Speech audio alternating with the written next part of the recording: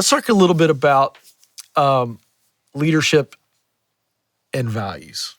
So out of the headlines, these two stuck out to me. Zuckerberg and Facebook, a full, let's call it, turn. And now we're going to allow free speech. We're not going to monitor and edit and, block.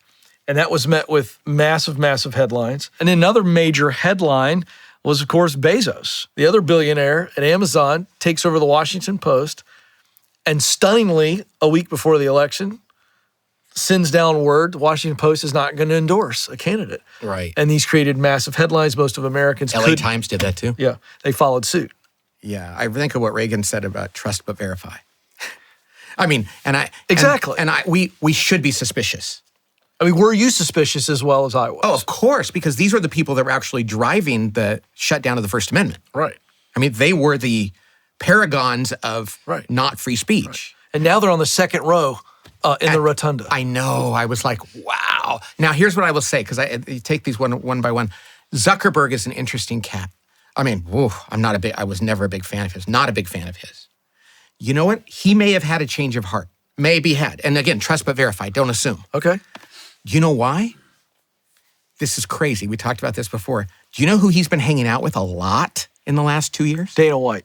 Dana White and all the UFC fighters. Who, by the way, if you're watching and listening right now, you're not aware of this, they tend to be very pro-Trump, very really anti-government. And like down-to-earth, hard work. Yeah, very pro-America. Yes. Even the ones that are foreign. Right. That come here and train, they're like, no. Right. And he's been with them. And so they're training hard. And UFC is one of those things. Some people watching this probably think UFC is crazy. When I first saw UFC, I thought, this should be illegal. Let me tell you, I watch a lot of UFC now. You know why? I watch it all the time. The people that do it are really principled. And you know what I love about it? You'll talk to my friends, my wife's friends will come over and I'll be like, and they're like, what are you watching this for? And they'll be bleeding. And I'll go, watch. And the fight's over. Yeah. And they go over and they hug each other or they pray together. And and it's like, they just beat the crap out of each other. And they love on each other. That gets me. Yeah. So he's been hanging out with these guys, including Dana White.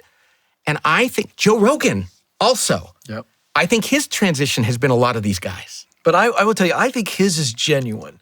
Because I do too. Here's a guy who just has been asking questions and digging for years, and you've watched him ask enough questions to where the answers make him go, I think well, let me put it this way.